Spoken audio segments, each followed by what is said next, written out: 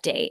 You should always be on it. And by knowing that data, you are just going to be a better agent and be able to be reactive if there is a fresh shift, or maybe, rates drop and we can say, oh gosh, okay, well, that was the reason why people were a little bit stagnant. You can jump on that, maybe do an open house in time with that. I love it. I love it. Who else has some good strategies about keeping sellers informed? I can hop in on that. As listings are sitting longer and you're working with multiple listings, I think it's really important to have an efficient way of keeping sellers in the loop, just like Olivia said. So if you're working across multiple listings and needing to give multiple updates, it's important to stay organized.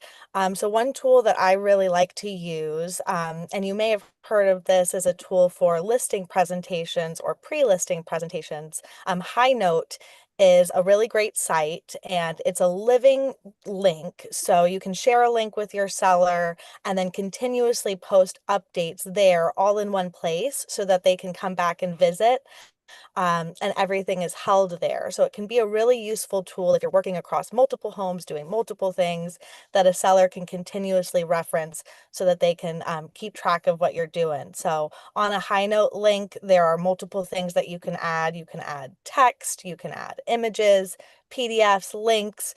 So if you're doing things like a just listed postcard, a picture could go there. If you're posting your listing on social media, you could put an example of that there or link it. You can include market updates comparing this year and last year. You could do market updates specific to your property's market and your price point so that the seller can see how the listing's comparing to other similar homes in the same price point in the same neighborhood. So tons of things like flyers, if you're using List Track and you're keeping track of views on things like Zillow or third-party websites, all of it can live there and you can see as a seller's accessing that information. And that can kind of be a tool so you know how often to follow up. If they're a seller who's checking it often, you'll get notifications. So it can be a really great tool when you have multiple listings that are sitting and need to stay organized. I love that. And the analytics of being able to see what they're engaging with, but also them being able to compare, if you're showing market data week over week or month over month, kind of they can track things. And if they have to scroll, it means that you're doing a lot. That's a good subtle reminder too for how hard you're working for them. So that's a great tip. Uh, who else has some great tips on what kind of data they're using, Brunel? Our Lancaster County marketplace is kind of a little slow to the increase on days on market, but we are seeing it. And more important than ever before is to set the seller's expectations out of the gate. With, here's what's happening, here's what similar listings are doing. They're not still expecting the 2021 or 22 like boom with a ton of showings and multiple offers in a couple of days. So that's important. And also out of the gate too, here's what we're going to do the first X number of days, and here's what we're going to do after that, and like continue that plan a little longer than maybe we did 6 or 8 months ago. So being strategic with your marketing plan based on what you're seeing with days on market. That's Yeah, yeah. fantastic. Alexandra, what are you doing in Georgia? So, obviously I love High Note, being able to kind of keep that running list of everything, but not just following with like the agents that showed the houses, but also talking to the agents that have listings in the same neighborhood as mine. And then this way, when I'm calling my sellers to talk about like activity, I'm not just going over like, hey, these are the amount of views, these are the showing feedback, but hey, the house three doors down, while we've had three showings this week, they haven't had any, or vice versa. It's like they've had some activity and we haven't. Maybe we need to adjust our price. They're kind of just communicating with all the other agents that are listed at the same time. So keeping them updated on their activity levels too. That's smart. And the relationships matter, right? With our peers just as much as they matter with our clients. So leveraging that. Bridget, how about you? Yeah, mine's a little fluffy, but truly so important. As we get stressed, we can hyper focus on the systems and the tools and the difficulties. Our clients are focusing on the objections, right? And so for me, I really, really, really hyper focus on the relationship, and I build that from day one at the listing appointment. I like the biggest tool I've pulled out of my pocket in this market is a listening ear. And it sounds corny, but it's true. Just being compassionate and being fully present The listing appointments I went on in 2021 were so different. It was like, you know, we got this. Like, we're gonna put it in the yard. It's gonna be fun. It's gonna be great. Here's how I handle multiple situations. Now it's, you know, we have to be fully present, compassionate in every communication with the seller, because not every seller has the same concerns. And in the business, we can get so granular on, you know, what we know and what we expect and days on market and things like that. But from the public, you know, some are relying on the sale to move forward with their lives, with their next chapter, with their next purchase. Some are just frustrated because they want their money. They want the money out that they put in. They expect something out of investing in real estate and they're not getting it.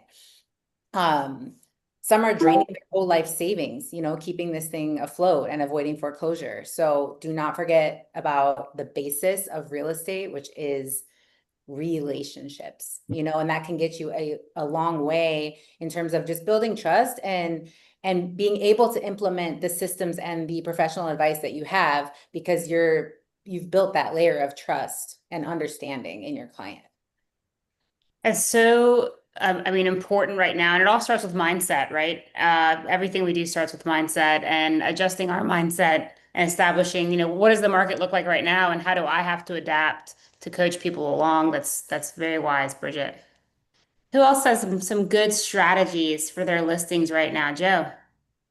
Yeah, so many great tips here. And I wanted to, Alexandra, I really liked what you said. And I wanted to add, like, you know, going through the MLS and researching some of the solds in the last 6 months, you know, and seeing in that neighborhood. And you could, you know, network with those listing agents and say, hey, you know, I have this listing here. I don't know if you had any buyers that came through at an open house, you know, so you can kind of reverse prospect that way. I really like being proactive with it.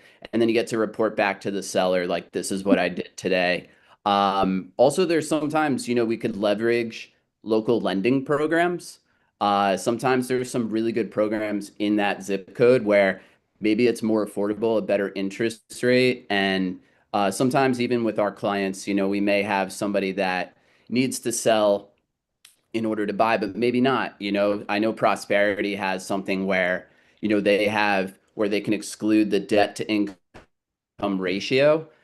So they don't count that against them. So maybe they don't need a home sale contingency. So I think some of those are great ways to go about it. And Yeah.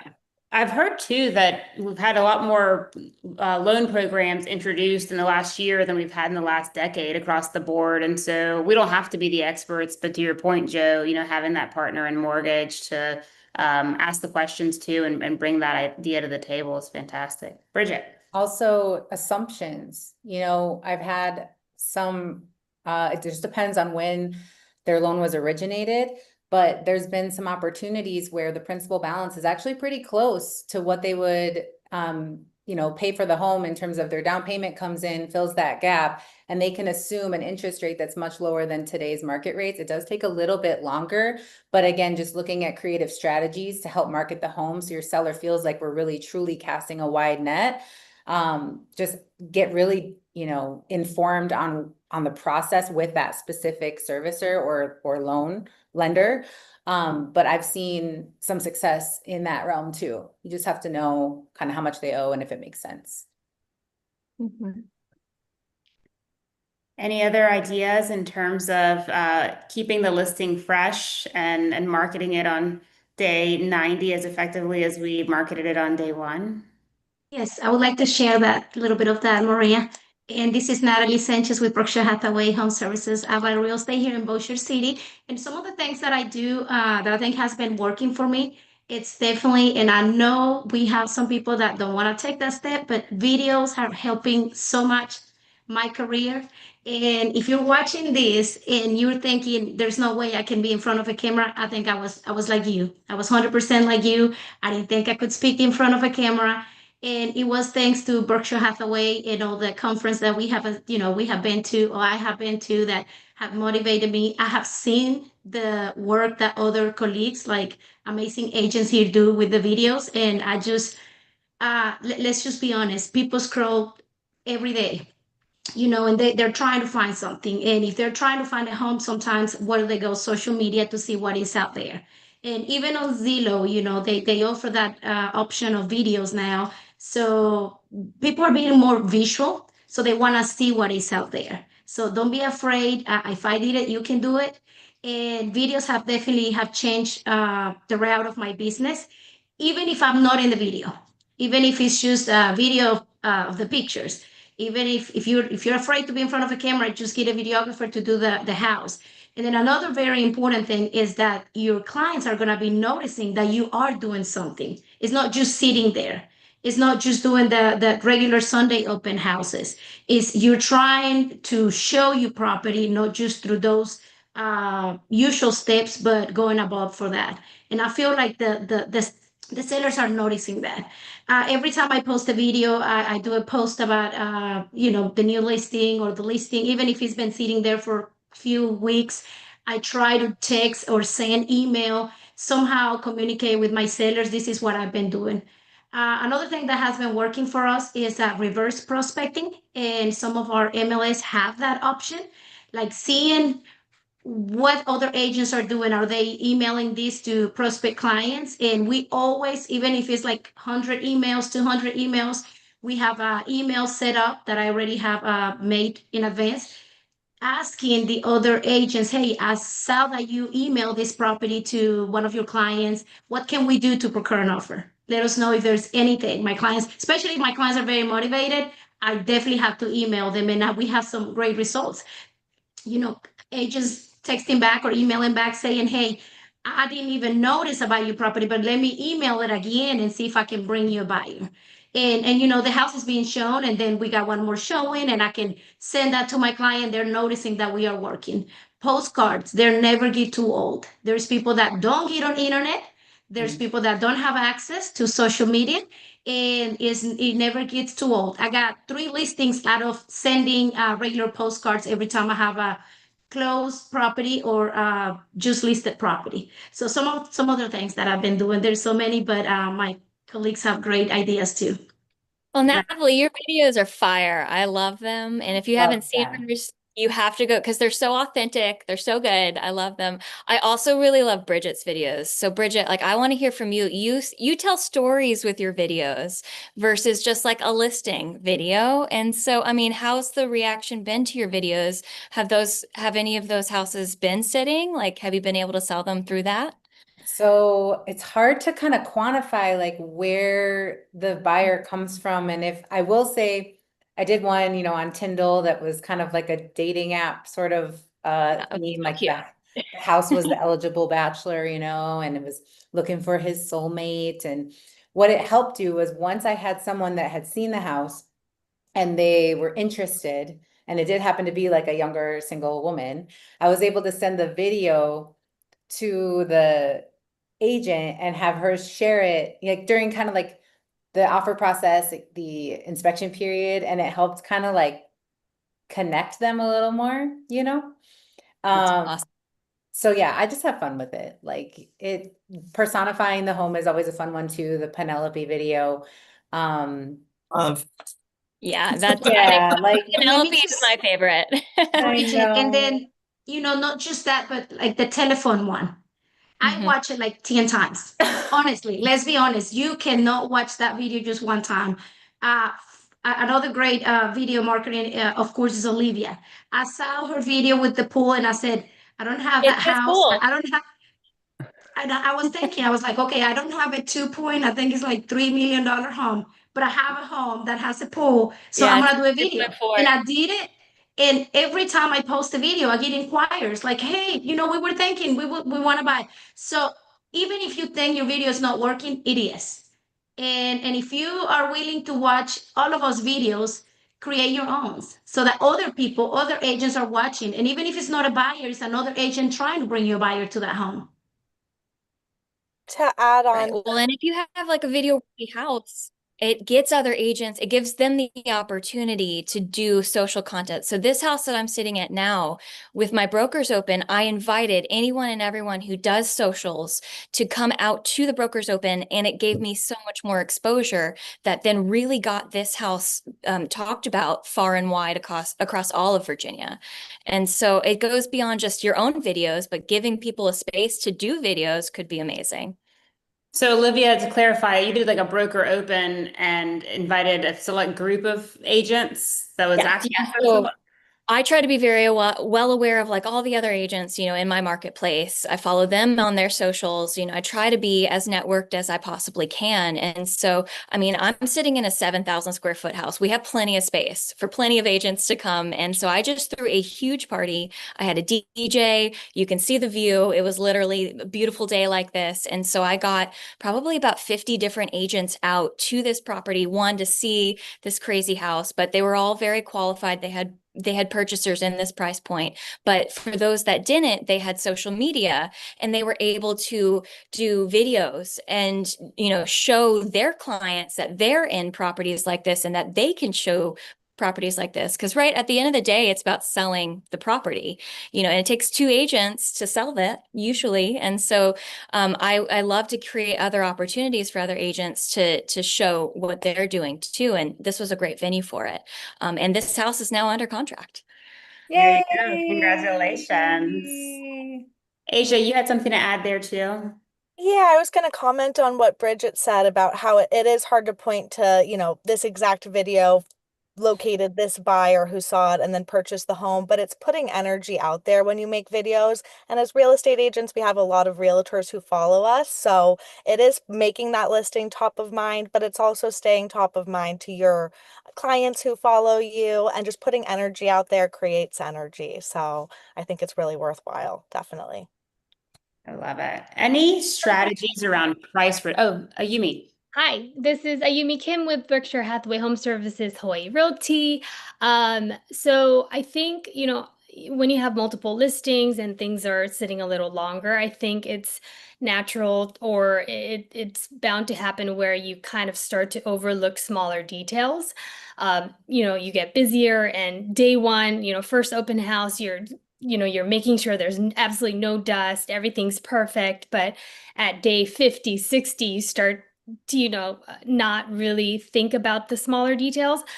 So recently I have this listing that just, we've had showings, but, feedback was okay, but we just had not gotten any offers. So what I ended up doing was I rearranged the staging materials outside where the patio was kind of the selling point. And since then, we've had better feedbacks, and I didn't buy anything new. It's just really rearranging, just giving it a fresher look. And small things like that really does make a huge difference. I don't know if it's necessarily tricking the buyer's mind to think that it's a new listing, because it's really not. But I've gotten a feedback yesterday saying that they're most likely going to put in an offer, and that's great because there's 17 other listings in that townhome community. So we're really competing against so many others. They all look exactly the same. So just making that little change makes a huge difference, and just paying attention to details, even if it's day 60, 70, because that's somebody's life saving all in one place. For you, it might be your fifth listing, but for them, that's everything. So It's a good point. I agree. Details matter. 17 listings in one complex. It's a lot of competition. All right, Alexandra, you had a hand up. Yeah, so two things. So when we're getting ready to prep a listing, obviously we hope it sells in the first weekend, but right now in Atlanta, we're seeing things are either selling, first week in multiple offers, or it's sitting for 90, 120 days. So I'm starting to get creative, like how are we going to highlight the house in different ways over the course of time? So of course we'll have like our main listing video, but then taking different like real and marketing opportunities throughout the time. So we're kind of planning those ahead of time. So, okay, what are we going to do the second week? What are we going to do the fourth week? How are we going to sprinkle in open houses and broker opens and things like that? And then something else I'm also doing is kind of like I was saying, like kind of like tricking the buyers, is changing up the virtual staging. So if it's been sitting for a little while, we need a little bit of a refresh, we'll pull it off the market. I'll restage it virtually or re-renovate it or something like that, and then put it back on a slightly different price and a different exterior photo. So if it was with a beautiful sunset before, just in daylight, and then changing like the second photo and everything like that. So just the buyers think it's a new listing that may have come on. And that's been working really, really well. It's a great strategy to keep the clicks coming. I love it.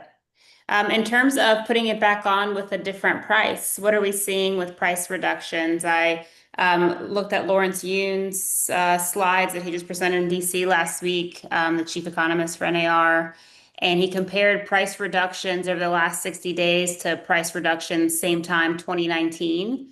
And we're reducing at a little bit of a higher rate earlier in the listing period. And so that's kind of interesting. Like, are we reacting instead of responding to the market? So I'd be curious to see what y'all are hearing and experiencing.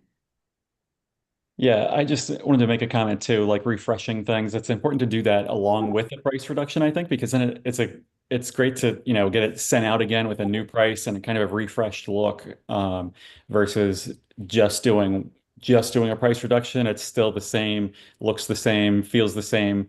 And, if you change it up a little bit and drop the price, that definitely helps to generate more activity and intrigues more people, to bring them back to something that they may have already seen online. Excellent.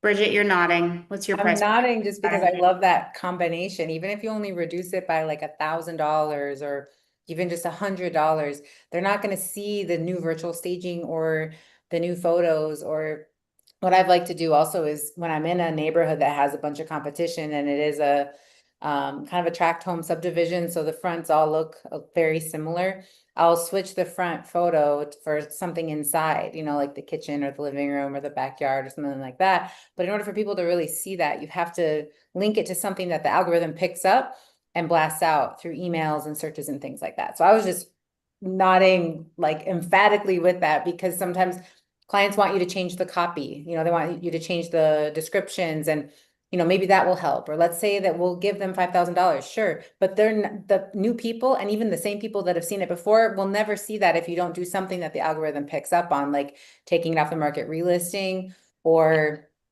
little tiny price reduction, Going for a new first impression. Exactly. Yeah. Who says you only get one? We need 3 right now, based on where we're Yeah, exactly. Well, and I love how innovative that is too, and thinking outside the box, Bridget. I have done all of those different strategies. I really try to be optimistic with my clients because, a price reduction could be so negative, right? I think Maria made a good point about the energy too. The energy you give your client is important, and the motivation that you have behind, why are we doing this reduce? It's not a failure, right? It's presenting it in a different way to show and back that up with numbers. You should be the best expert in your marketplace. You should be the best in knowledge and numbers for any neighborhood that you're listing in.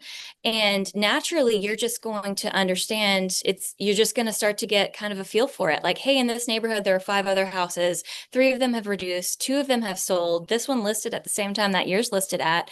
And it is also sitting there. So what's the comparisons? What's the difference? Sometimes when I'm in a competitive market against other houses that are sitting like in active comparables, I will go and I'll tour them. Okay, so this one's your same price point. Like Ayumi, you could go in all 17 of those other houses that you have, and see what is different about ours. What could we use to set that apart? But that information can then feed back into more subjective notes for why to do a reduction. Like, hey, I did see this house that sold in one day where yours is still on the market 30 days later. Well, their kitchen is brand new. And give them some of those notes that you couldn't really tell online, from just browsing other pictures and comparables. But, I think the realtor tried and true is every 30 days you should reduce until you get it sold. Well, I do think with the data that we have, I'm not sure that's accurate anymore. And also coming out of like COVID pricing, your sellers don't want to hear that. And so giving them some actual action points based on their listing helps them understand what's getting sold versus theirs. putting it into Maria, perspective. I know we have done a video on this, but that's why our listing presentation is very important, because in that we anticipate what could eventually happen. And for me, it's like, this is what I'm gonna do for you. This is what I'm gonna do for the listing. But I want you to understand we're not at the seller's market as we were a couple, 3 years ago. And I feel like in my case, I don't know, everybody may differ, but in my case, I still get clients like thinking, oh no, we're still at 2021. And I still can sell this house for, 20, 30K above what the market is telling me I can sell it for. And I never decline a listing because, I feel like if you set up your expectations and we talk about their expectations, I feel like we come to a middle point. But it's very important to show them what we just talked about, what we do for our listings, like what work are we doing, what differentiate us from other agents that are also listing in the same neighborhood as our, Ayumi said. It's very important, and I feel like that's my strong point. I will come and said, we have sent 300 to 500, depending on the neighborhood, postcards. We have done this and that and this. We have done agent open houses. We have done Sunday, Saturday open houses. I have called other agents, and we have proof of all that. We have done the reverse perspective. As I said, I think it's time. I mean, what do you think? I mean, I don't mind. We can keep it as long as you want. We can extend a 1 year contract if you want to, but I mean, how soon do you need to sell? Because you told me that you really needed to sell, you're motivated to sell. But now are we getting short just because we can't reduce it $2,000? Can we try, like somebody said, $1,000? And I feel like after you talk to them about everything you have been doing, that is not you as the listing agent, but the market is responding to what's happening. I feel like they're more open to reduce the price sooner or later.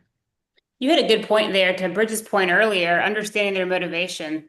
Like what's your alternative? If you don't sell now, 6 months from now, and we're still here, are you comfortable? Like you're not in a rush? What are we doing here? I think that's a very good point. All right, Joe. I just wanted to add real quick, amazing tips. And with the price improvement reduction, something else you could do if you want to, try something fresh is rather than doing just one price reduction at, let's say, 5%, you could potentially do like a schedule where you do like 2.5, and then in a few days or a week, you do 2.5, and you might stand out towards those other ones because, oh, wait, there was two price reductions, and I think anyone in the MLS search, those buyers are going to get the notification again. So I always thought that's really good. And then another just fresh idea with Berkshire Hathaway Home Services, Fox and Roach, we have Vice President Rajiv Sagja, who's an AI power user, and he came up with a 30-day marketing plan. It's a custom GPT, and there's a lot of fresh ideas in there in case you're looking for something new. So I definitely recommend checking that out. So we could find that like on Rajiv's like YouTube channel, maybe? Actually, it's right through Chat GPT. You could even just type in his name, but it's a custom GPT, which is a certain thing that people can create who have pro accounts, and it really does a lot of the work, for you. You could type in, it asks you information, and it populates all these different ideas, and you could take what you want from it.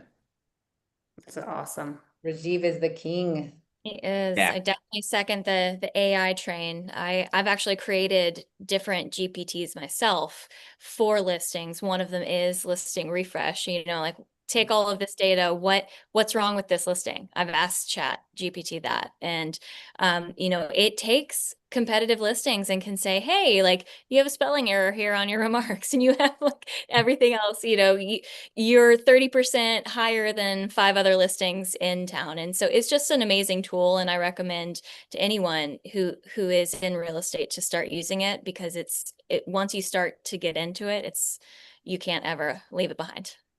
And you can blame GPT for, hey, I didn't tell you that your house is overpriced. It said that your price sucks compared to everybody else's. By the way, we'll put Rajiv's contact information in chat in just a couple of minutes.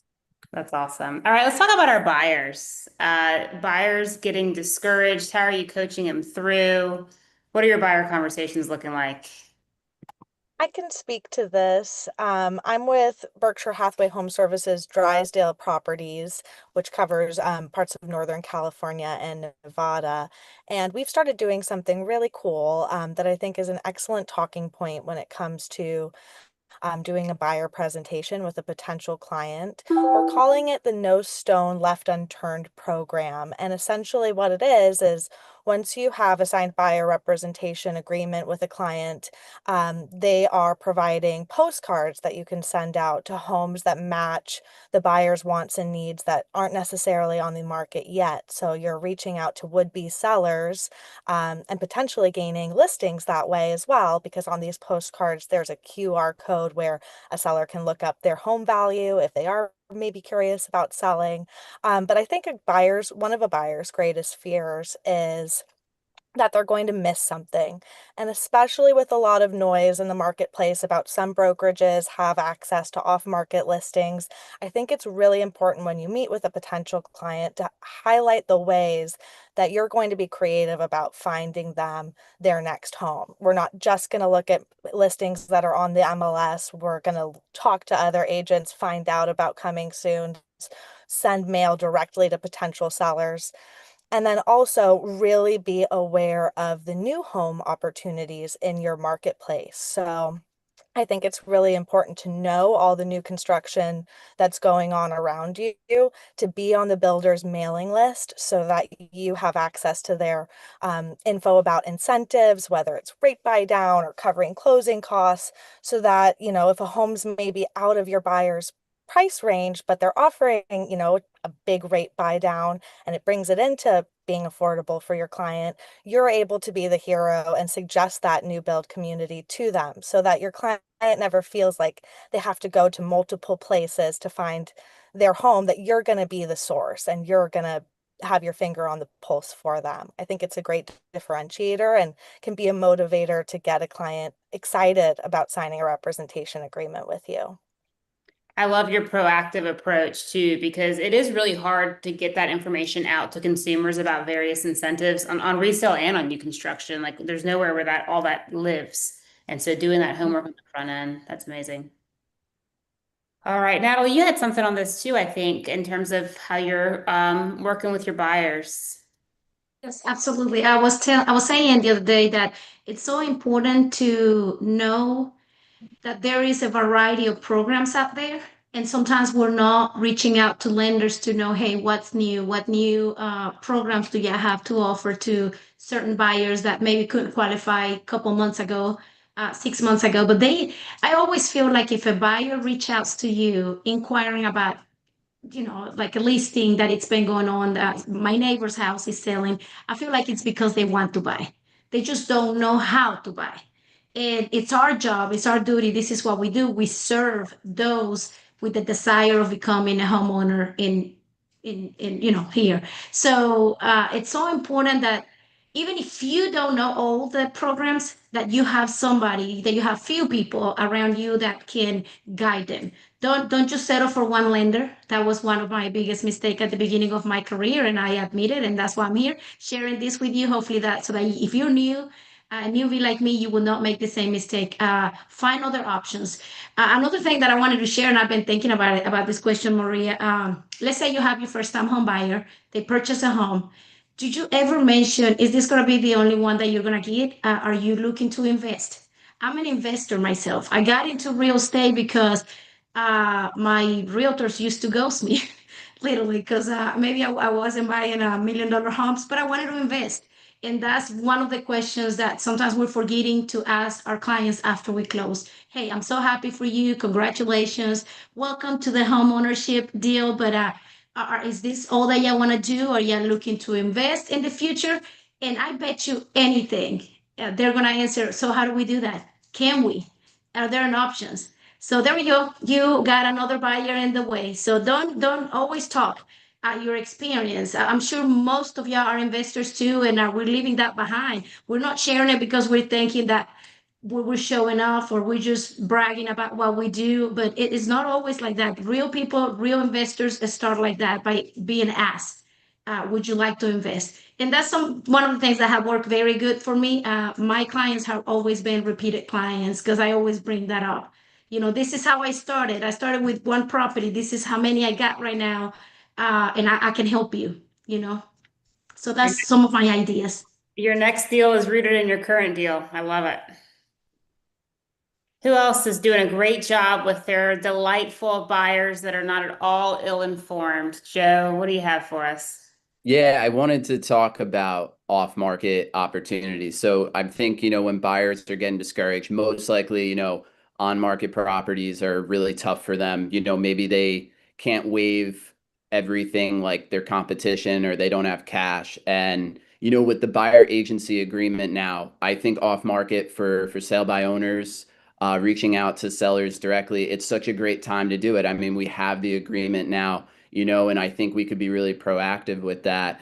And, there's sometimes you could do like, a buyer, like where it's like a buyer letter saying like, I'm just reaching out. You may not be interested in selling, and I totally understand that, but I promised I'd do everything I can to help my buyer get a house. If your plans have changed, please reach out to me.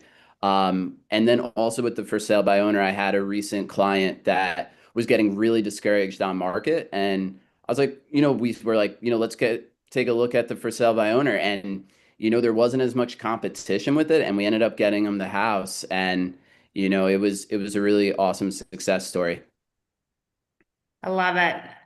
Bernal, you mentioned that you're selling things hand over fist in 2 days in Lancaster, Pennsylvania. Is that in every neighborhood, or there's some pockets and different price? No, it's not every neighborhood, but I had a few listings this weekend that went under contract and they were, I think the longest one is 3 days on the market. So we still have a pretty high buyer demand and still limited inventory in a lot of neighborhoods, but we're starting to see some days on market increase in specific areas of the county. But one of the things I wanted to say too with buyers is we talked about sellers and communications and attitude. Same thing goes with buyers. They're feeling fatigued, and it's important that we don't also fall into feeling fatigued or even making them feel fatigued because we wrote an offer and it didn't get accepted or whatever, or there's not anything on the market that they're looking for. So it's important to stay positive with them because that is contagious and will help them as well. Absolutely. Alexandra. So I'll add on to Brunel's part about like the buyers getting fatigued. I tell them sometimes it's okay to take a break. Like, don't feel like you have to constantly be refreshing One Home or Zillow or whatever it is that you're looking at. Like, it's okay. Take a step back. If you're going on vacation, just disconnect. Don't think about it.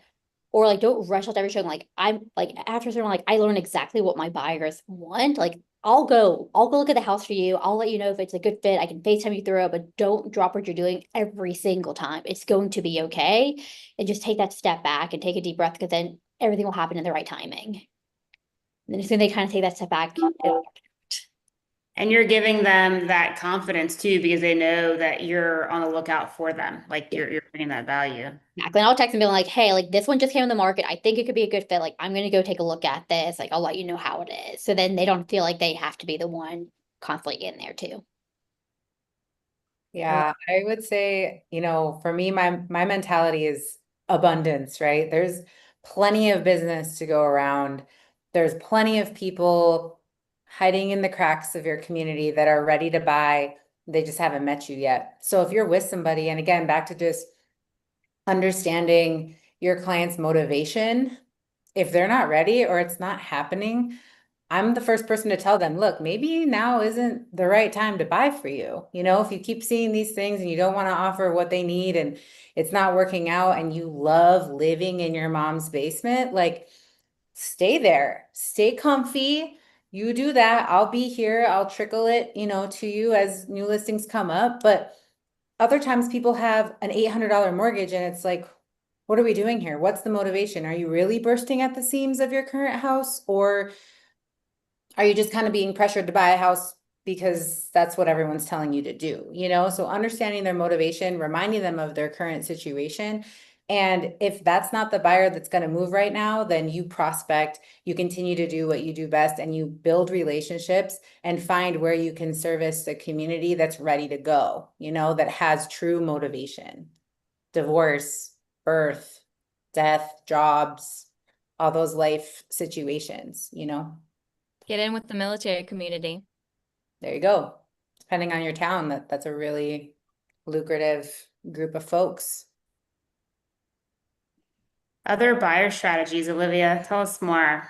I would say, one of the strongest advantages buyers have when they work with me is how well networked I am. I do everything possible to know all the agents, to be friends with all the agents in my community, outside of my company. Like I said earlier, it takes two agents to do a deal, and you should have great relationships with other agents, even if it is a competitive situation for listings with them.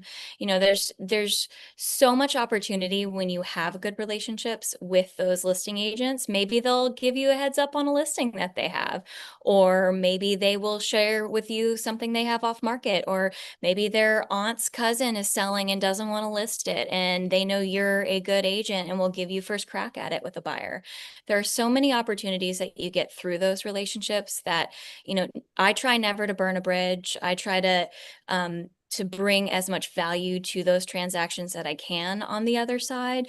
If that means I'm doing both sides, fine. I'd rather have a smooth transaction than not, but that agent's going to remember that you were easy to work with. And maybe if it's a competitive offer situation, here in Virginia, I'd say anything under 500 still super competitive. And so to get those buyers to get accepted, you want to have the leg up on them, and maybe you've done a deal with the listing agent already and they have that confidence that you will be able to get those buyers to the closing table, even if they have a contingency or maybe weird terms. Having that conversation with that listing agent and having that rapport could maybe get your offer accepted. I got an offer accepted that was actually a lower offer out of two this past weekend, because of my relationship with that agent and some of the terms we offered that weren't money related. And so anything's possible, y'all. And to your point, those open lines of communication to understand what's important to the seller and what other terms, can you lean into? They needed rent back. They really needed extra time. They're leaving the country. They need to get their money out. And so we're doing a quick close, and they are having 3 weeks of seller rent back, which is perfect. And they were willing to give up $10,000 to take my client's offer over a higher offer for that. It's amazing. Joe, you're nodding and unmuted. You're very vulnerable now to share your thoughts. I really love what Olivia said there. And yeah, when, I think for our buyers sometimes to get creative with structuring the offer, especially if they're financially strong, certain things like waiving the first few thousand of the home inspections so they know they're really serious about the house. Some of those strategies I think can go really far, but I really liked what Olivia said right there. Really good stuff. What activities do you all do to proactively nurture those agent relationships, whether it's feedback related, on both sides? Yeah, I try to go to every open house that I possibly can. Brokers opens, you show support to them, you invite them to yours. It's a great way to network too. It's a great way to hear about upcoming listings off the market. Who doesn't like a glass of wine and a great view? You get to see more houses that way. And by showing, I always say it's proactivity. You show support first, you be the one reaching out your hand. I like to go and comment on everybody's Instagram posts like, oh my God, what a beautiful listing. It's true. It's support. Could I sell it? Potentially, and that brings it back around. It comes full circle. One of the things, Maria, that I feel like another agent really appreciates, it's a feedback after showing the property. And I just showed 8 properties a couple days ago, and that's what I did last night. I took my time because I remember all the, what the comments from the buyers. They're moving. They're a military family. You are right, and that's a niche that it's you could very well be developed. And I remember everything they said about each house. So I went back and did a feedback. A couple agents reached out to me, texted me, and they're like, hey, so they need closing costs. What can we do? Do they need upgrades on carpet allowance? So it's very important. I feel like it is very useful for you to leave a feedback. I know it takes a couple minutes. Please do it. I do it all the time, even if the buyers didn't say anything. Oh, this house wasn't for us. Just I say that. I'm so sorry. This house wasn't for them, and I try to always leave it positive. But if it has to be a positive but true feedback, but I think that helps a lot. Keep a good relationship with other agents. Another thing that I do is before I show the house, I try to call every agent, unless I have like 10 showings in a day for the same buyer, because that's what they want to do. But I try to call them and just to kind of hear, like, hey, why are they selling? Can you share? Most of them can share. Trust me. They're moving. they're divorcing, unfortunately, or they're getting married, they need a bigger house, and they need to sell this so that they can buy the other house, or they're downsizing, their kid is moving to college, whatever it is. And I feel that helps a lot, because when you meet with the buyers, you tell them, hey, they're very motivated, they're willing to do this, they're willing to do that, and it kind of makes a difference. I've noticed in my career that it makes a difference to tell a client, in this house, you say you love the backyard, but you didn't like the kitchen. Well, they're willing to go do an allowance on the kitchen, granite or appliances. So it's a game changing when you communicate with the other agent, and especially if you call in a nice way, saying, "Hey, I'm trying to make this happen. What can we both do?" I love that. And knowing those facts opens up so many what if scenarios and those lines of communication. So that's fantastic. Yeah, and just to quickly add, the communication factor is great. And sometimes I like asking agents, like, what's your preferred method of communication? Like, I'm working a deal right now. The agent does not like to get on the phone. He's like, just email me. And I'm like, okay. And I have others that please call me. I like speaking on the phone and talking. So sometimes, I try to, work with their preferred way of communicating because I want to, create that good relationship and do that with them. It's It's a good kind of a point. long game, for me, it's like every closing that I have with another agent, I'll send a thank you card with a little gift card to the local coffee shop and just say, thanks for a great transaction, even if we like white knuckled it the entire time through it together. But I think you just build those relationships slowly over time. Unfortunately, it's kind of one of those gradual processes, but all of a sudden you wake up and you've got, like Olivia said, a broker open full of people because you've supported them and built those relationships.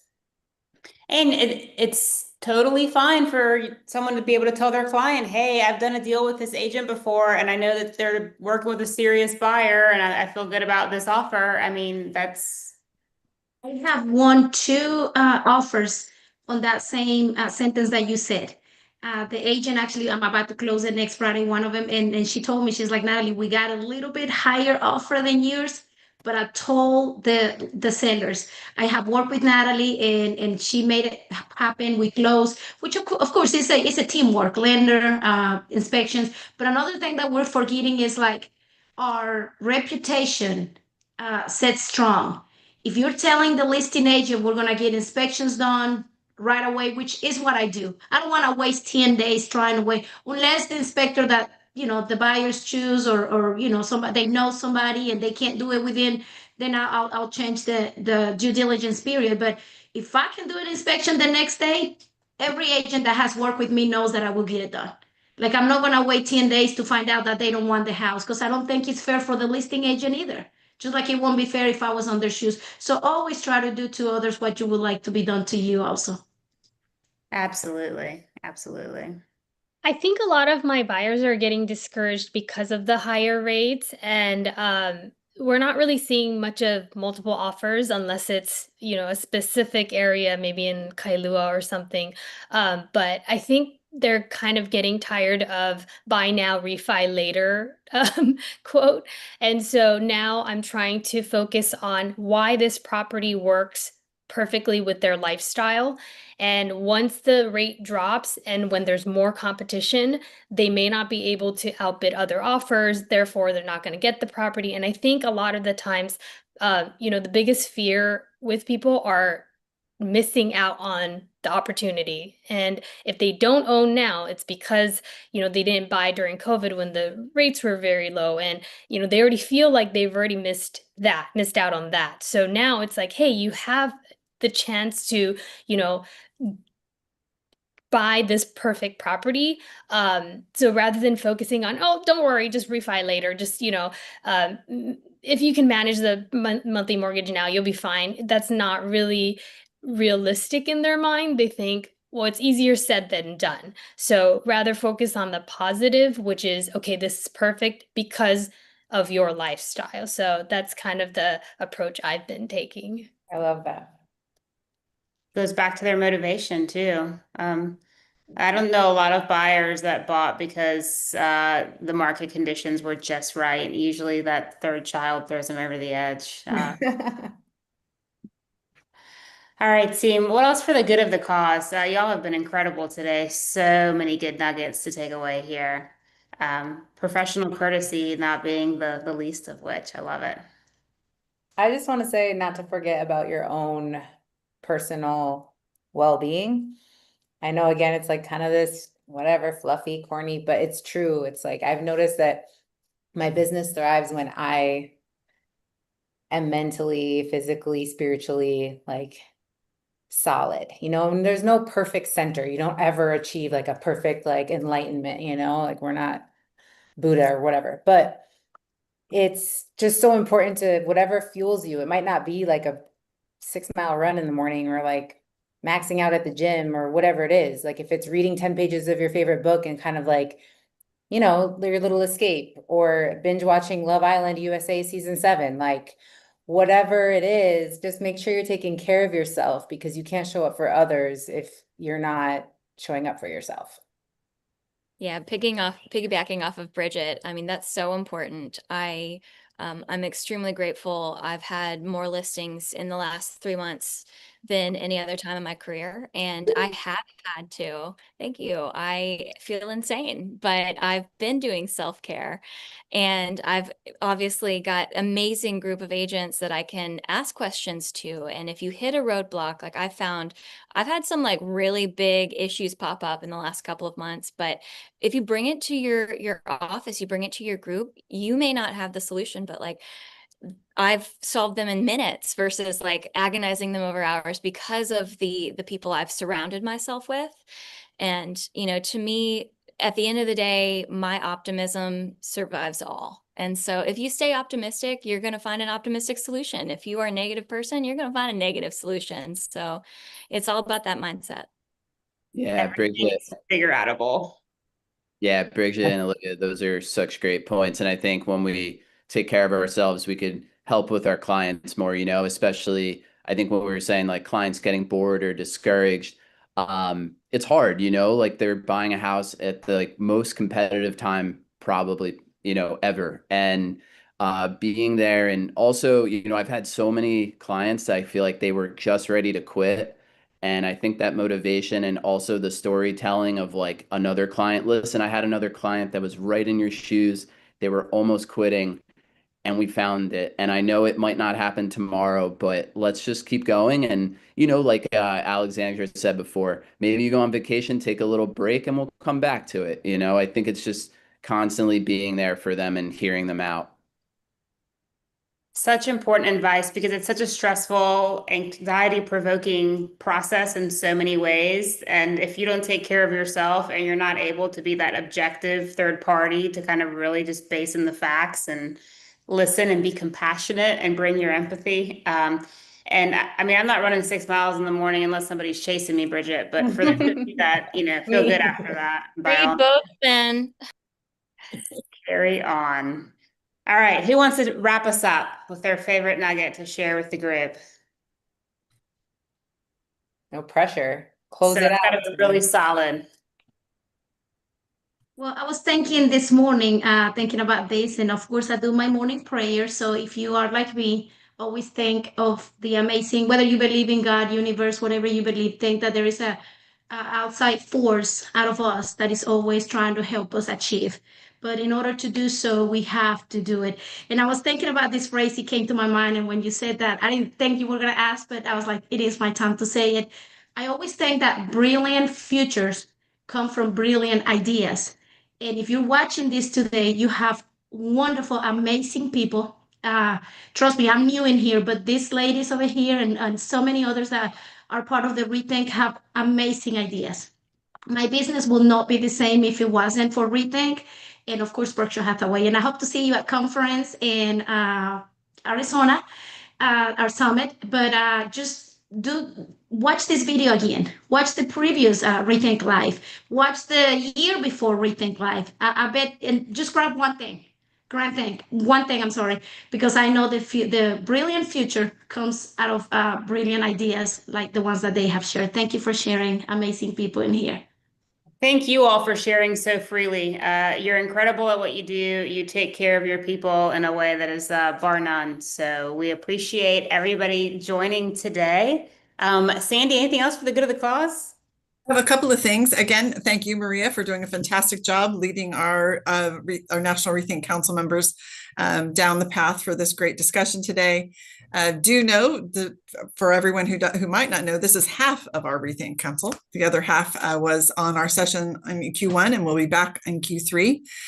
Currently, we've got that scheduled for August the 14th. There might be a little wiggle on that, so please follow us. Michaela has put all of the Instagram and Facebook information into chat, so please follow us, like and share our videos, of course, because we'd like to increase our viewership. And thank you to each and every one of you, and to our great moderator today, Maria Kazakos, and always to have to thank all of our broker advisors, which includes Vic Kiros. And we're open to any ideas. So if you've got some great idea for our next Rethink Live topic, or something that's unique to your area that one of these folks might help you with, please reach out to them directly, or reach out to us at rethink@hsffranchise.com, and we'd be happy to respond and help you. Everyone have a great day, and we look forward to seeing you next time. Bye.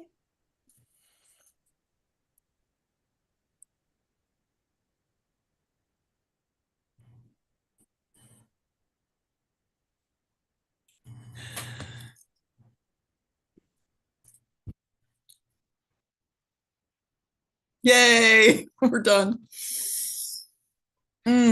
Ricky, you can end it now.